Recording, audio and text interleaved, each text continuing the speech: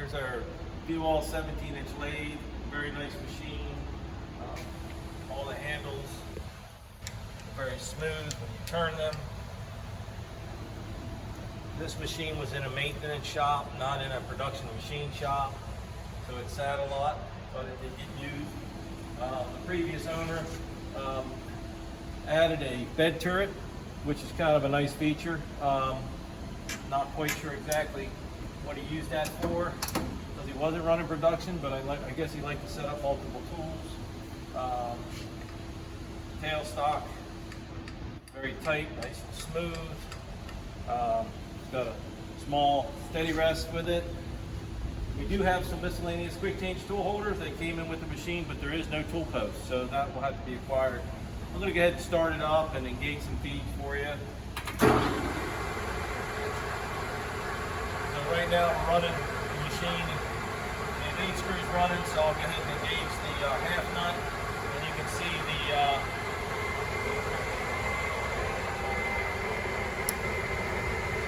very easy engagement.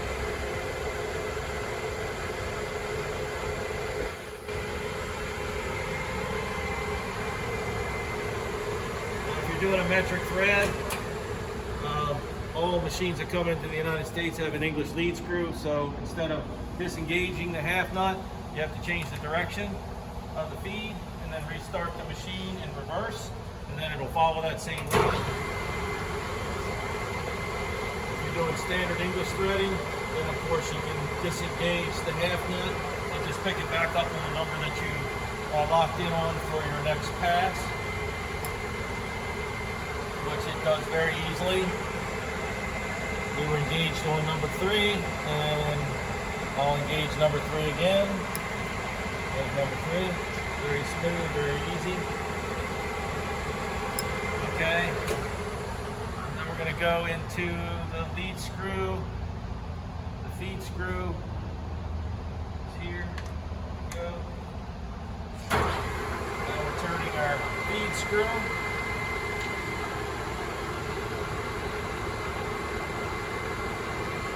Longitudinal carriage movement.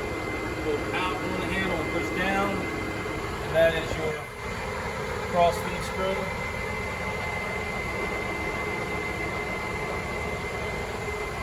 I'm going to demonstrate how the carriage stop works in just a second.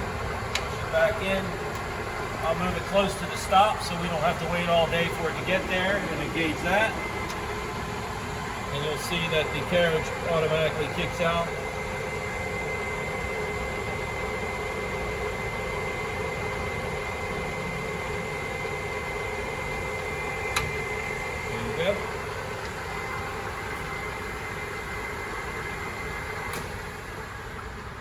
Now, there's only one handle on the carriage to start and stop the spindle. So, if your carriage is all the way down here and you want to change gears, sometimes you may want to just bump it. What you can do right on the headstock here is a spindle bump, where you can tap it to rotate the spindle. I usually like to do it by hand. So we'll go ahead and, we're in the green range right now. We'll go ahead and go into the blue range.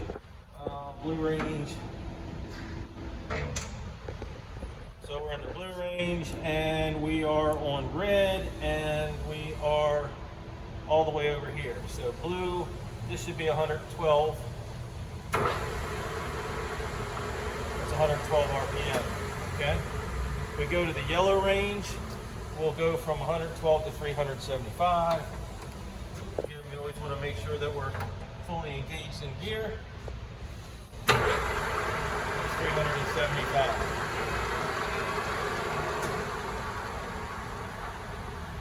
Now we can go through, let's pick a little higher range. Let's go into like 750, okay? So we'll be in the green range here, and we will be on the yellow, which we already are, and we're over here. So this will be 750 RPM. You really shouldn't have the feeds running at that high of RPM. We can, it's very quiet and smooth, but it's always a good habit to disengage your feeds if you're going to do polishing and run at those high speeds. can bump it up a little more and go up to, let's say 1060. So that would be in the yellow range. Blue in the color up here. Again, you want to make sure you fill your oil in. And yellow, blue. So it's pretty easy.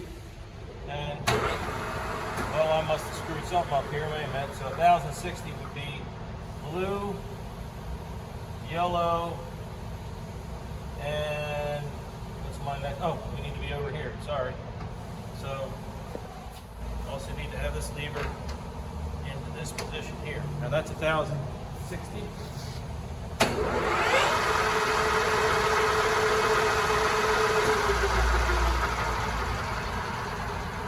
Now we haven't run it in the orange range, so let's pick an orange range. We go into the orange range. 450 RPM will be in the red.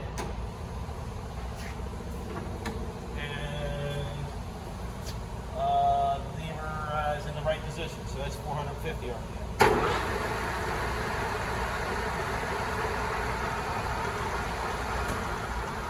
I'll be happy to run it in all the ranges for you if you're interested in seeing it in every range, but it's about 100 degrees and very humid today, so I'm going to cut it a little short.